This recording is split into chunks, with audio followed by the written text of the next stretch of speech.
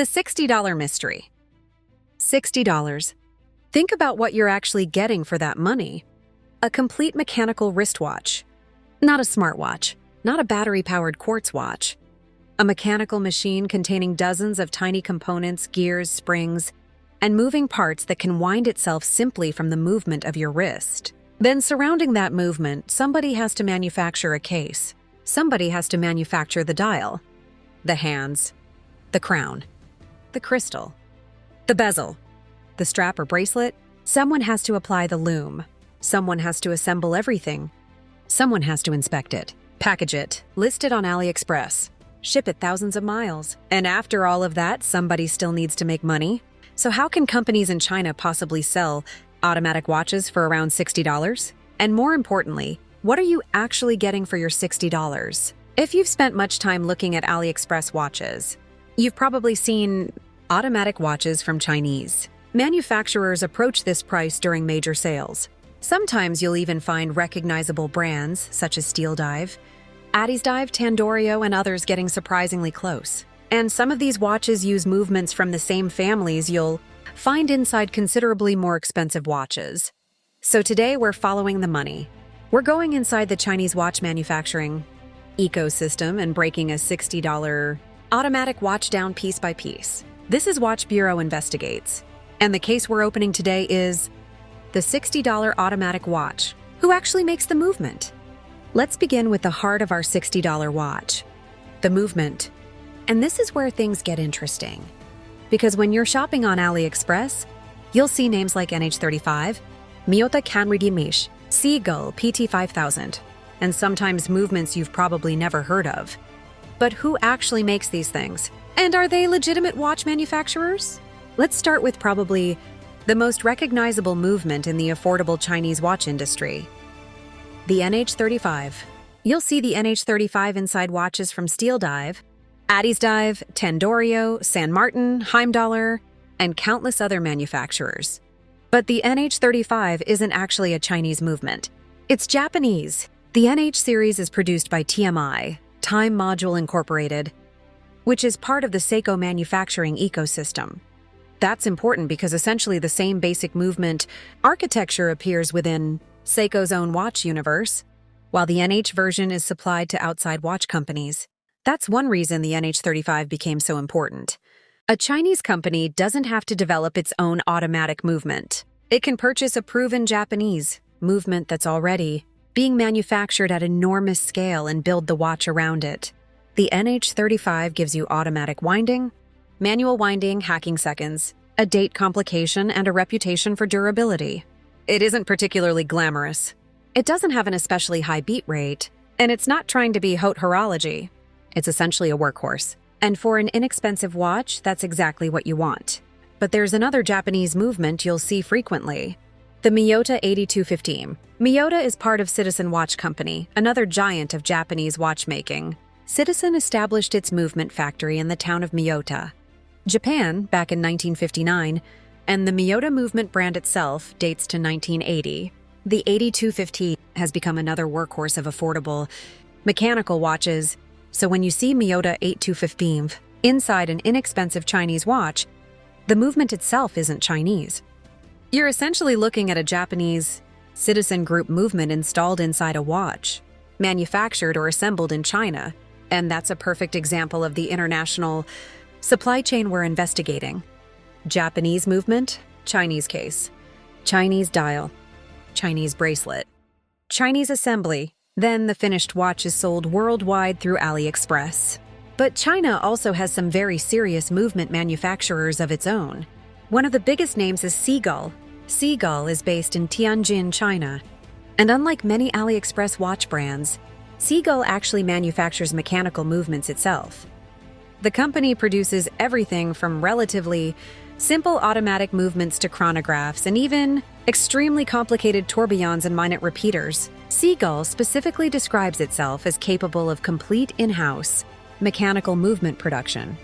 You might encounter movements such as the ST16, ST19, ST21, and ST2130, and the ST2130 is particularly interesting. It's a 28,800 beat per hour. automatic movement with approximately 39 hours of power reserve, and Seagull uses it in some of its own watches.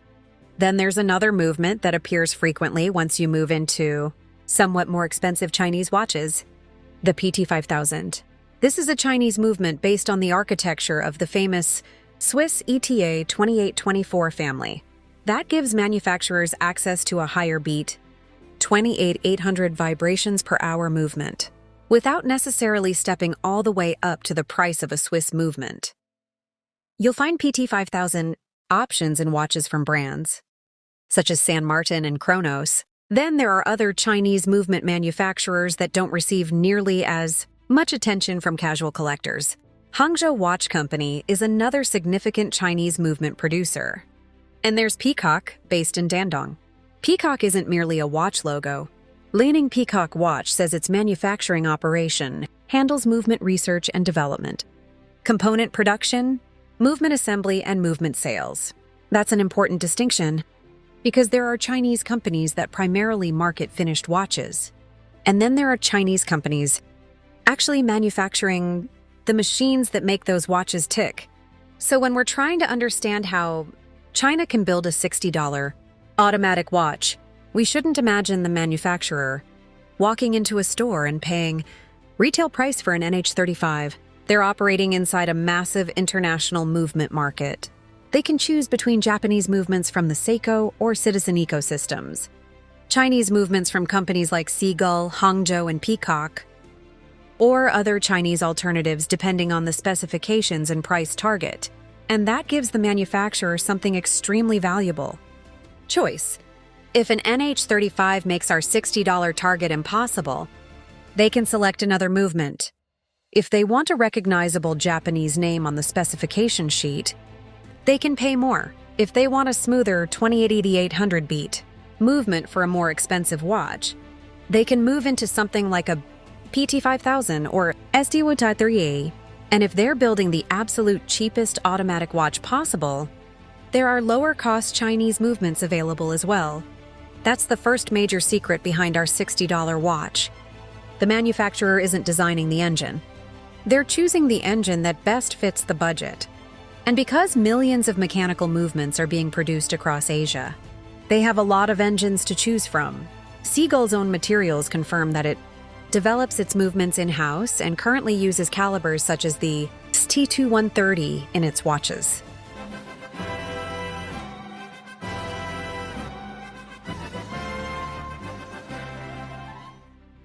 The ETA 2824 architecture has inspired multiple compatible movement families.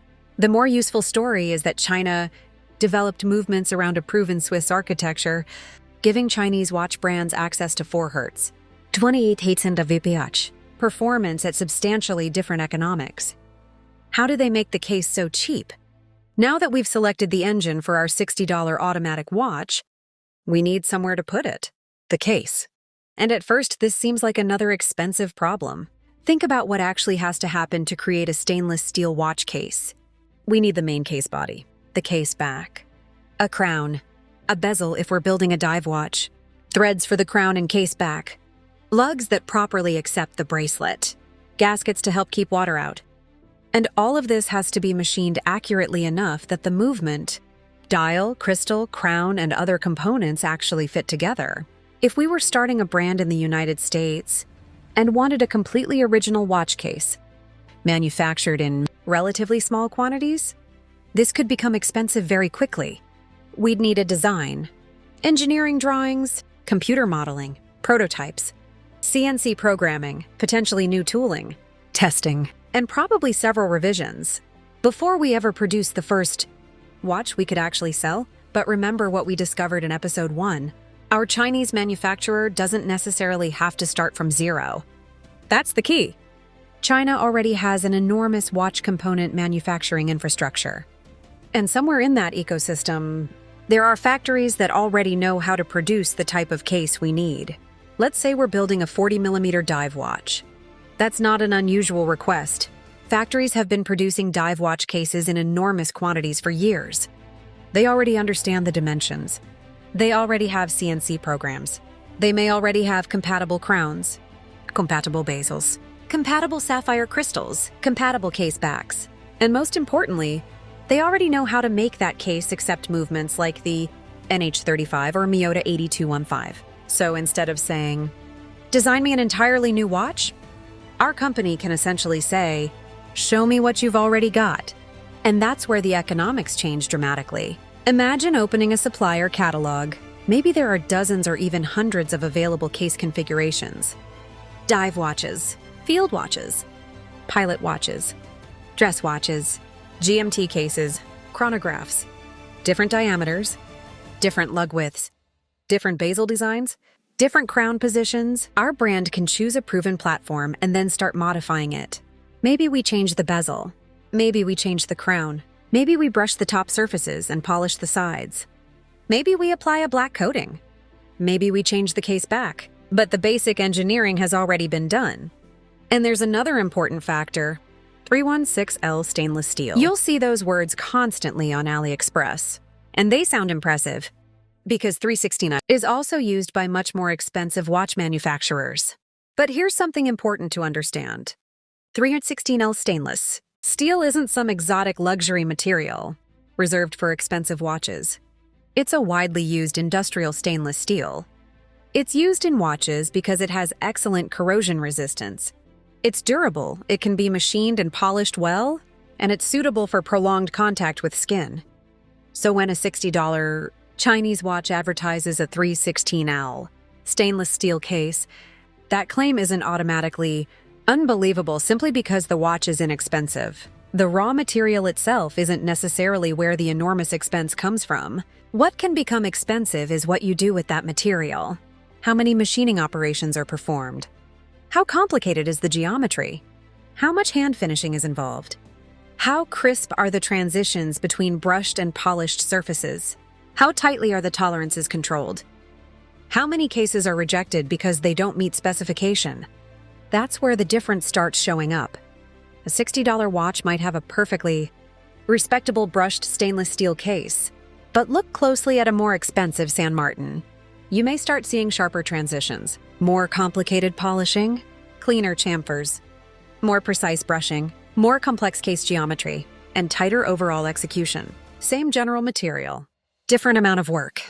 That's an important distinction, because when people compare inexpensive Chinese watches to luxury watches, they'll sometimes say, both watches are stainless steel. Why does one cost so much more? Because you're not only paying for the steel, you're paying for what was done to it. Now let's return to our $60 watch. We're trying to keep the price down, so we make smart decisions. We choose an existing case architecture. We avoid unnecessary complexity. We use 316L stainless steel. We manufacture it in quantity. We use components that suppliers already understand. And we design the watch around established dimensions. Now, something that initially looked extremely expensive becomes much more manageable. And this also explains something you've probably noticed while shopping on AliExpress. Sometimes you'll see watches from completely different brands that appear to have almost exactly the same case. That's not necessarily your imagination. They may be purchasing similar or sometimes potentially identical case components from the same manufacturing ecosystem. One brand adds its dial, another changes the hands, another changes the bezel, another uses a different movement. And suddenly, one basic manufacturing platform can become several different watches. That's the power of shared manufacturing infrastructure. But now we've created another problem. We've got our Japanese or Chinese automatic movement. We've got our stainless steel case. But there's still a giant hole in the front of our watch. And if we're trying to sell this thing on AliExpress, there's one word buyers absolutely love seeing on the specification sheet: sapphire. So how does a watch costing around $60 potentially give us the same basic crystal material advertised on watches costing thousands? That's the next piece of evidence. Sapphire, dial, hands, and lume. So far, we've selected the engine for our $60 automatic watch. We've machined a stainless steel case around it. Now we need to make this thing actually look like a watch. And this is where our $60 experiment starts getting really interesting. Because when you look at the specifications of some inexpensive Chinese watches, you'll see words that sound like they belong on something considerably more expensive. Sapphire crystal, applied indices, luminous hands and markers, sometimes even ceramic bezels. So how are manufacturers putting these features into such inexpensive watches? Let's start with the one that probably gets the most attention: sapphire crystal. For decades, sapphire was heavily associated with premium and luxury watches. And there's a good reason for that. Synthetic sapphire is extremely hard and highly resistant to scratching. On the Mohs hardness scale, sapphire is rated around 9. Diamond is 10. That makes sapphire considerably more scratch-resistant than ordinary mineral watch glass. But here's the important part. Sapphire isn't rare in the way the name might make it sound. The sapphire used in watch crystals isn't normally somebody cutting up naturally occurring blue gemstones. It's synthetic sapphire manufactured industrially. And China has enormous industrial capacity for producing synthetic sapphire for applications, extending far beyond wristwatches. So once we're talking about standardized watch crystals, manufactured in very large quantities, the economics become completely different. Our $60 watch doesn't need an elaborate custom-shaped sapphire crystal. We can choose a relatively simple flat crystal, standard diameter, standard thickness, manufactured in enormous quantities, and suddenly putting sapphire on an inexpensive watch becomes much more realistic. But here's where the specification sheet can become misleading.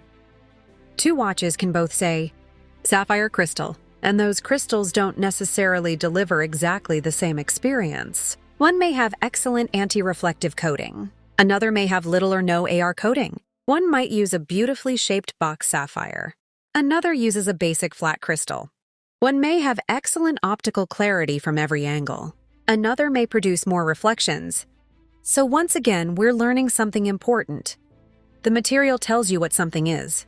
It doesn't necessarily tell you how well it was executed.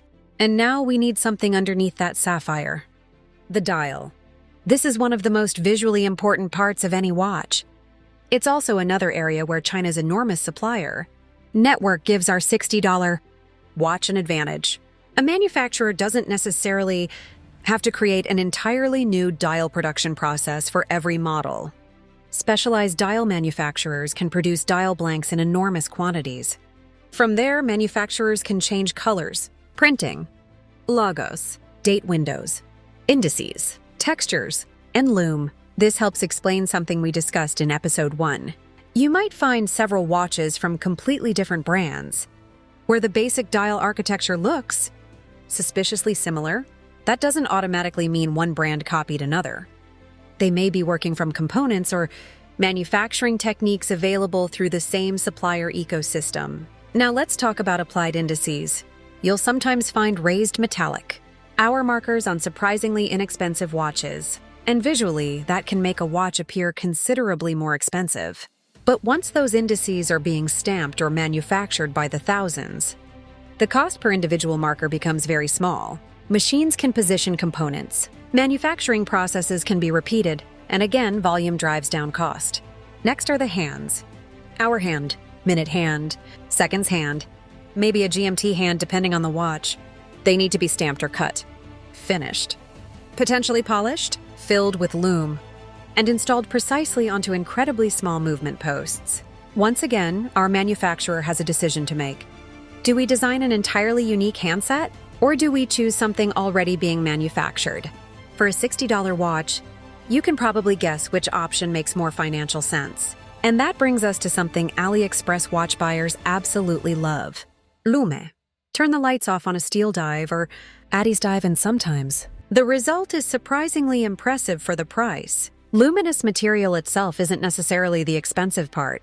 What matters enormously is the formulation, application, number of layers, surface area, consistency, and quality control. A manufacturer can apply relatively basic lume to the hands and markers, or it can spend more time creating thick, even applications capable of glowing strongly for hours.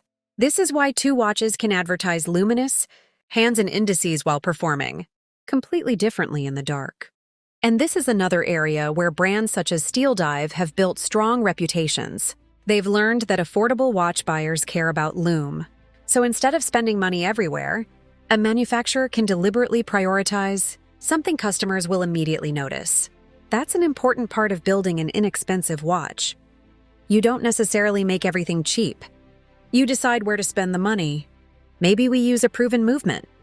A relatively simple case, a standard flat sapphire crystal, an existing handset, but then we spend a little more on the lume, because that's something customers can immediately see and appreciate. That's intelligent cost allocation. And it's one of the reasons certain inexpensive Chinese watches can feel like such extraordinary value. They're putting the money where enthusiasts notice it. Now let's step back and look at what we've accomplished. We have an automatic mechanical movement. We have a 316L stainless steel case. We potentially have sapphire crystal. We have a finished dial, applied or printed indices, hands, lume, potentially even a rotating bezel if we're building a diver. And somehow we're still trying to sell this entire watch for around $60. But we're missing something important.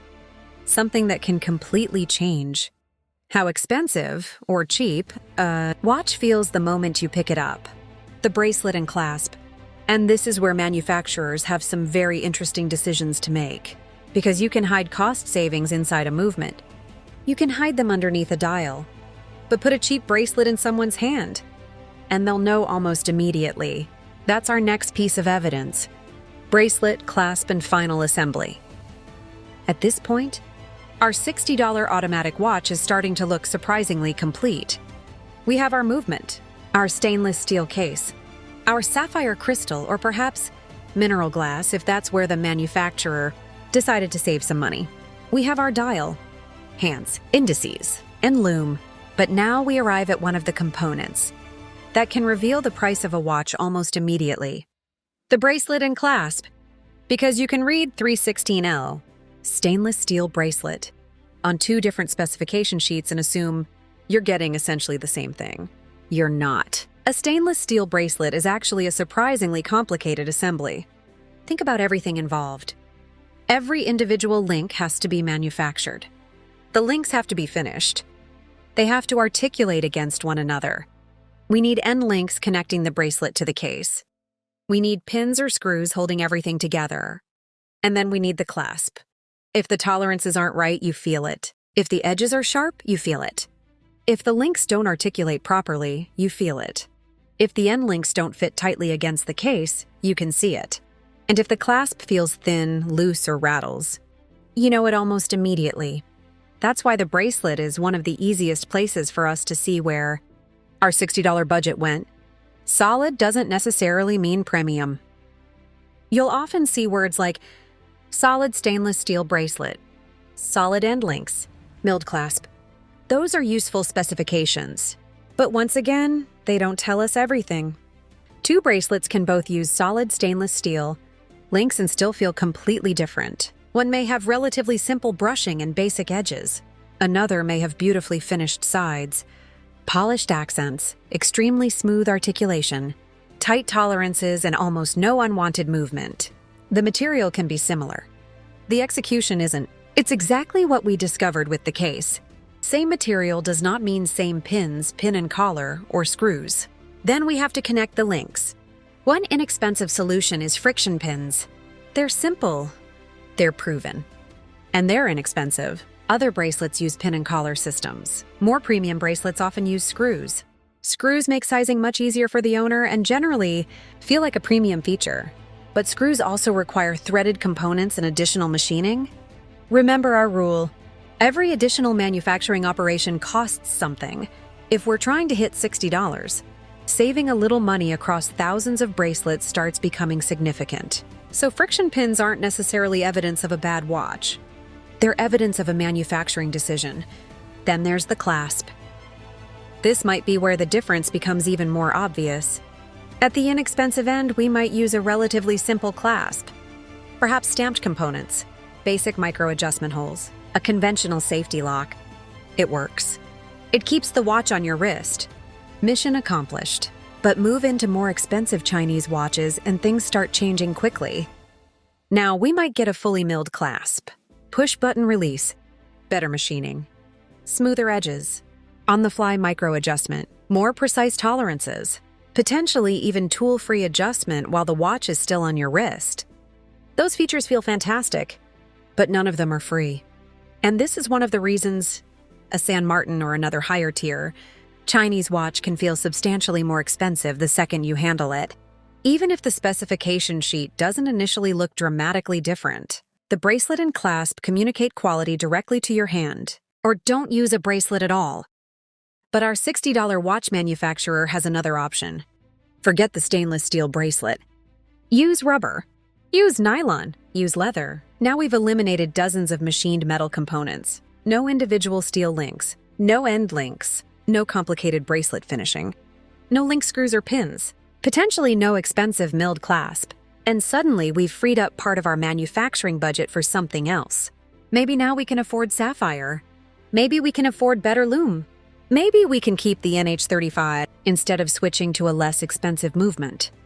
This is something I want you to remember throughout this investigation. A $60 watch isn't necessarily cheap everywhere. Manufacturers make trade-offs. One company might prioritize the movement. Another prioritizes sapphire. Another gives you incredible lume. Another gives you a surprisingly good bracelet. That's why two watches costing exactly the same. A mount can offer completely different value. Now we have all the parts. And finally, we've reached an important moment. Look at everything sitting on our evidence table. Movement, dial, hands, case back, crystal, crown, bezel, gaskets, bracelet or strap, clasp. Individually, none of these components is a watch. Somebody still has to put this entire machine together. And assembly is another place where China's manufacturing ecosystem becomes incredibly efficient. Imagine an assembly facility producing one watch. That would be expensive. Now imagine the same facility producing thousands. Workers aren't learning a completely new process every few minutes. Fixtures are already prepared. Tools are positioned. Parts arrive organized in trays. The assembly sequence is established. One station may install the dial onto the movement. Another installs the hands. Another cases the movement. Another installs the crown and stem. Another fits the case back. Another installs the bezel. Another attaches the bracelet. The goal isn't necessarily to have one master watchmaker sitting at a bench constructing an entire $60 watch from beginning to end. The goal is to make the production process repeatable and efficient. And that's incredibly important, because labor isn't free in China. The idea that these watches are inexpensive simply because Chinese workers cost almost nothing is outdated and overly simplistic. The bigger advantage is the manufacturing infrastructure. The suppliers are nearby. The components are standardized. The factories have experience producing enormous quantities. The logistics networks already exist, and the entire watch manufacturing ecosystem has been optimized over decades. That's much more powerful than simply having inexpensive labor. The watch is finally built. And now, for the first time in our investigation, we have a complete automatic watch. Put it on the evidence table. $60 target price, automatic mechanical movement, stainless steel case, potentially sapphire crystal, dial in hands, lume, bezel, bracelet or strap, everything assembled. It looks finished. But there's one enormous question remaining. Does it actually work properly? Is the movement running within an acceptable range? Are the hands aligned? Is the bezel centered? Is there dust underneath the crystal? Does the crown screw down correctly? Does the date change properly? And if the listing says this thing can survive 100 or 200 meters underwater, did anybody actually test that? Because manufacturing the watch is only half the story. Testing it and deciding what level of quality is acceptable is where the difference between a bargain and a problem can become very real. That's our next piece of evidence. Quality control and testing, inexpensive or actually cheap. Our $60 automatic watch is finally assembled. It looks good. The movement is running. The bracelet is attached. The bezel turns. And from across the room, it might look surprisingly similar to a watch costing several $100s. But now we reach what I think is one of the most important parts of this entire investigation. Quality control. Because manufacturing a watch is one thing, manufacturing thousands of watches that are all consistently good is something completely different. And this is one of the places where the difference between a $60 watch and a $600 watch can become very real. Let's start with the movement. We already know our watch could contain something like an NH35, Miyota Kanrigi, or one of several Chinese automatic movements. But simply installing a reliable movement doesn't guarantee that every finished watch will perform exactly the same. Mechanical movements have acceptable operating tolerances. One movement might arrive running slightly fast, another slightly slow. A manufacturer can install that movement, confirm that it's operating, and send the watch down the production line.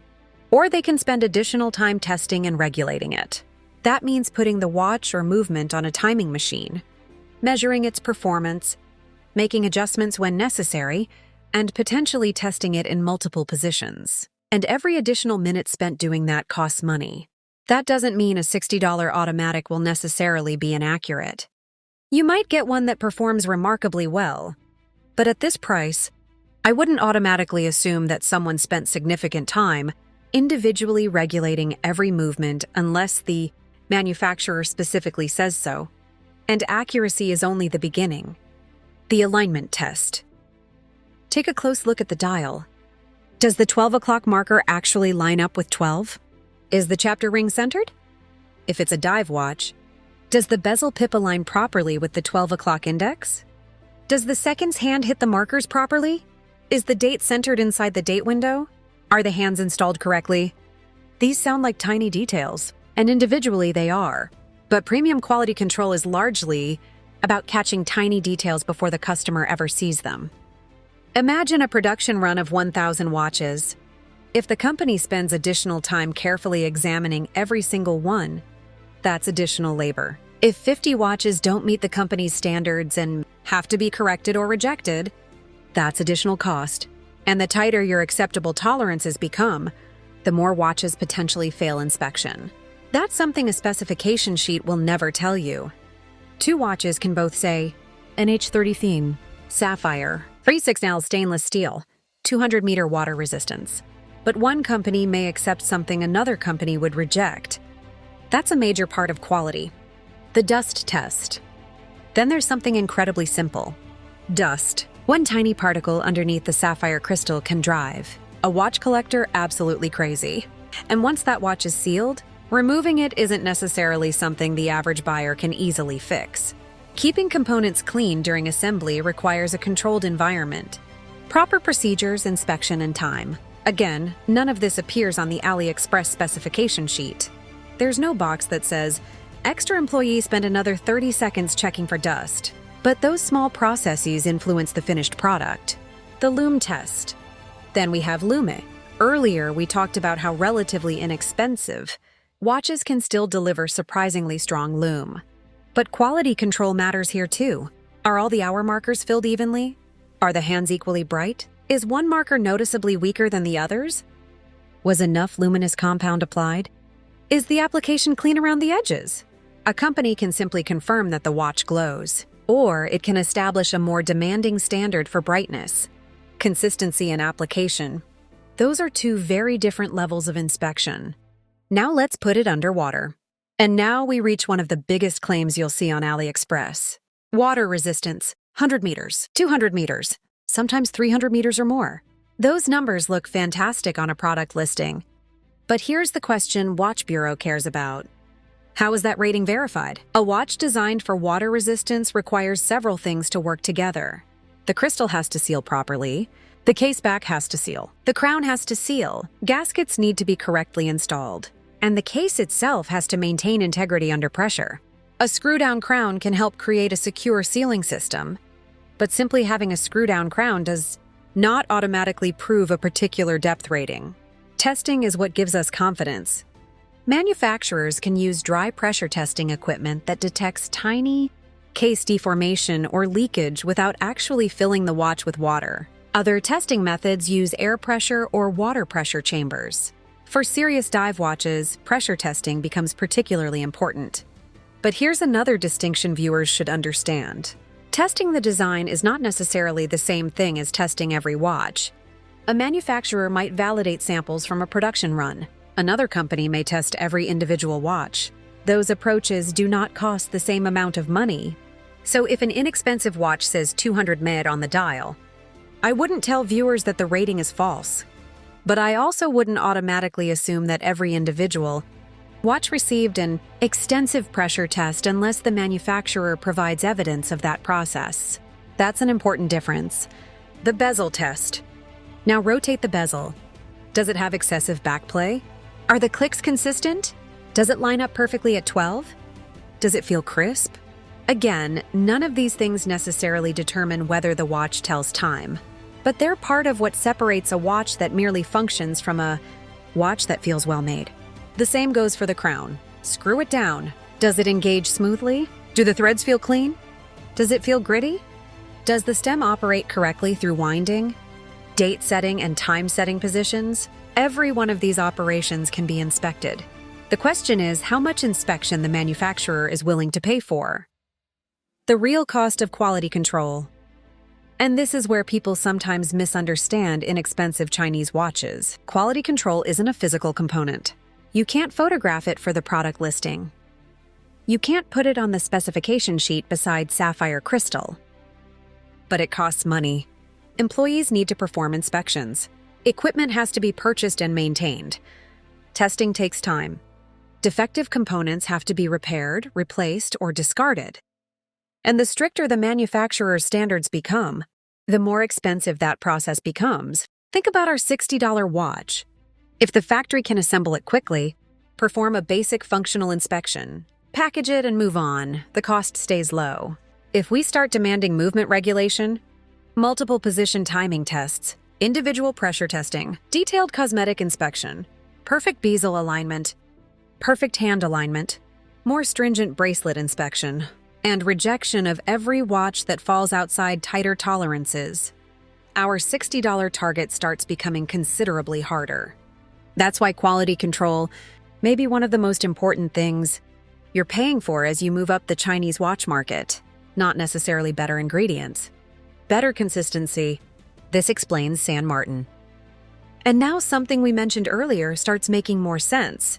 Imagine two watches. One costs around $60 to $100. Another San Martin costs around $300.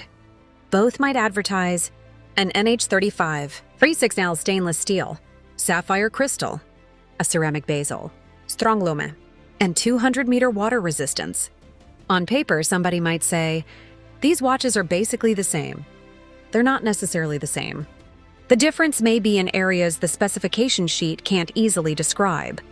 Case finishing, bracelet tolerances, clasp construction, dial execution, bezel action, movement regulation, alignment, inspection standards, and overall consistency. Does that automatically mean the $300 watch is 3 or 4 times better? Absolutely not. That's a completely different question, and we're going to investigate that in another episode. But it does explain why comparing watches purely by specifications can be misleading. So did our $60 watch pass? Let's put our watch back on the evidence table.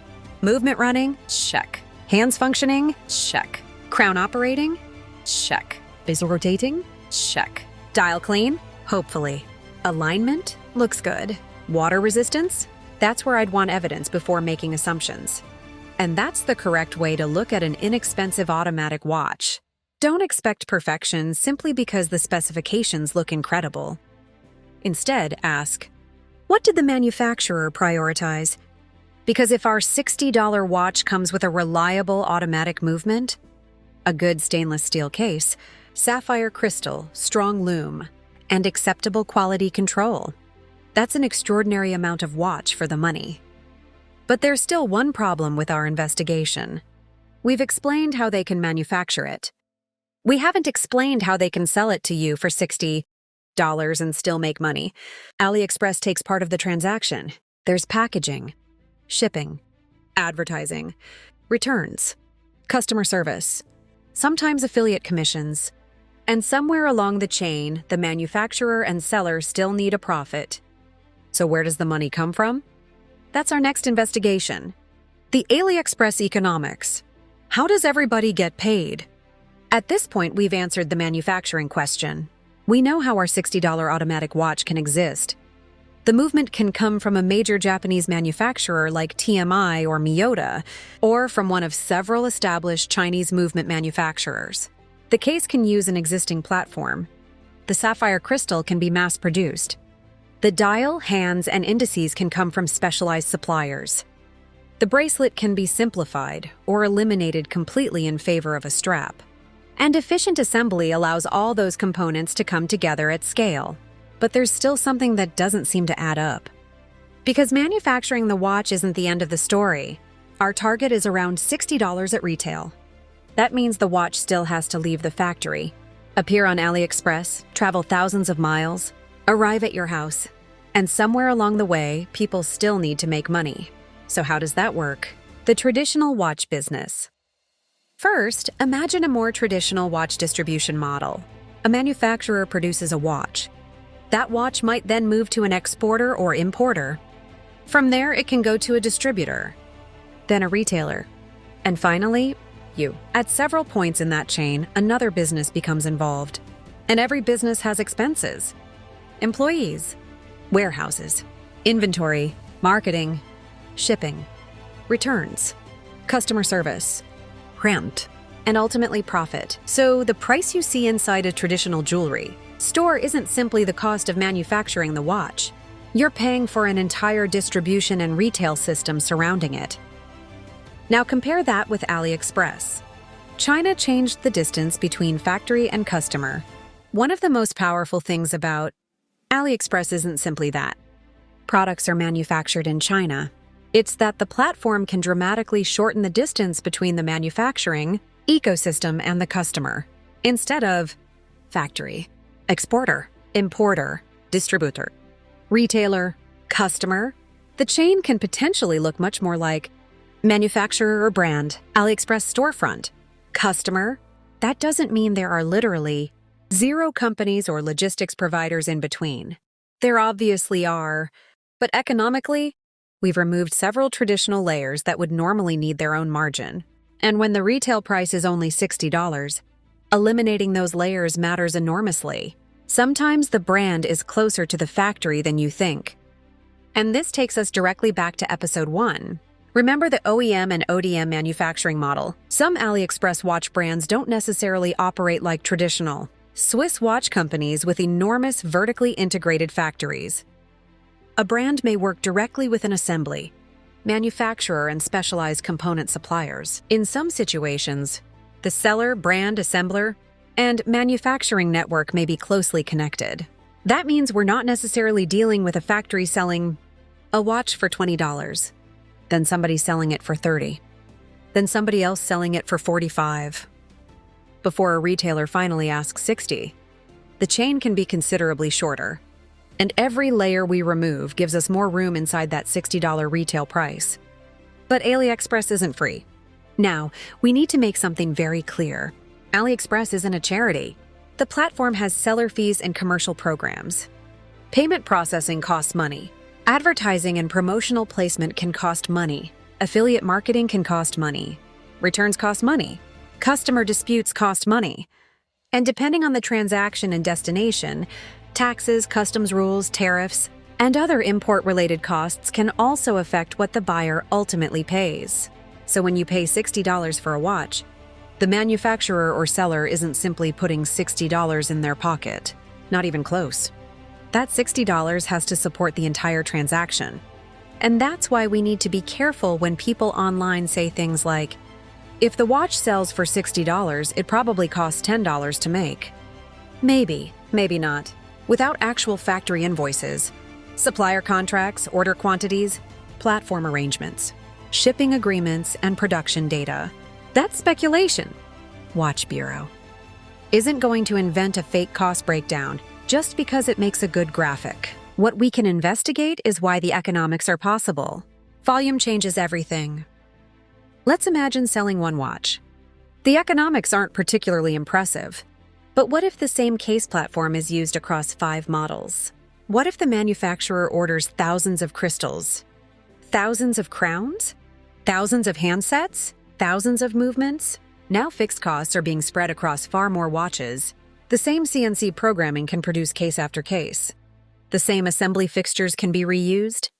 The same packaging can work across multiple models. The same photographs can advertise thousands of units. And the same AliExpress storefront can sell watches around the world. That's economies of scale. And it might be the single most important concept behind the entire $60 watch. The manufacturer doesn't need to make an enormous amount of money on every single unit if the business can operate efficiently at volume. Then come the AliExpress sales. And if you shop on AliExpress, you already know something else happens constantly. Sales, coupon, coins, store discounts, platform promotions, choice day, major shopping events. Suddenly an $80 watch becomes $72. Then there's another coupon, maybe a promotional code, and now you're getting surprisingly close to our $60 target. But that doesn't necessarily mean the manufacturer suddenly decided to lose money. A discounted selling price can be supported in different ways. The seller may accept a smaller margin to increase volume. The platform may participate in promotions. A store may use one aggressively priced model to attract customers. Older inventory may be discounted, or a company may simply want to move a large number of watches quickly. That's why I wouldn't treat $60 as some permanent universal factory price. It's better understood as a retail territory that certain automatic watches can reach, especially during aggressive promotions. And that's important for this investigation. We're not claiming every NH35 dive watch costs $60 every day. We're investigating how a complete mechanical watch can reach this price at all. Shipping a watch halfway around the world. Then there's another question. Shipping. How can something travel from China to the United States and still remain inexpensive? Again, scale matters. A commercial logistics network doesn't ship a watch the same way you or I would walk into a shipping store and mail one individual package internationally. Huge quantities of parcels move through consolidated logistics systems. Orders can be grouped. Sorting is automated. International freight moves at enormous scale. Then local delivery networks handle the final portion of the journey. The cost per individual package can therefore be very different from what a consumer would pay to independently ship the same watch internationally. This isn't unique to watches. It's part of the infrastructure that made cross-border e-commerce possible in the first place. What about the affiliate commission? And since this channel uses affiliate links, let's talk about that too. If you purchase a watch through an affiliate link, a portion of the transaction may be paid as a commission. That doesn't mean the factory suddenly manufactures the watch for less. Affiliate marketing is part of the selling cost. Instead of spending every advertising dollar on a traditional magazine, billboard, or retail display, online sellers can spend part of their marketing budget rewarding people who actually generate sales. That's one reason you'll see AliExpress links across YouTube watch channels, including this one. And I think viewers deserve to understand that if you use one of my affiliate links, I may receive a commission from a qualifying purchase. It helps support the channel. Final verdict. So let's close this case. Can China actually make a $60 automatic watch? Yes, not because there's one secret factory making watches for almost nothing, and not because every component inside the watch is cheap. It's possible because China has built an enormous specialized manufacturing ecosystem, movement suppliers, case manufacturers, dial factories, crystal suppliers, bracelet manufacturers, assembly operations, existing tooling, mass production, global logistics, and direct-to-consumer platforms like AliExpress. Every part of that system removes a little cost. And when you combine all of it, $60 starts making sense. But should you buy one? If you understand the compromises, research the specific model, and find the right watch at the right sale price. I think the answer can absolutely be yes. Not because it's secretly a $300 watch, but because getting this much mechanical watch for around $60 is impressive on its own. And that's the verdict. The $60 automatic watch. Incredible potential value. Real compromises. Quality depends heavily on the specific watch, but absolutely worthy of investigation. Case closed. This is Watch Bureau Investigates. If you enjoyed this investigation, subscribe because the next case is already open.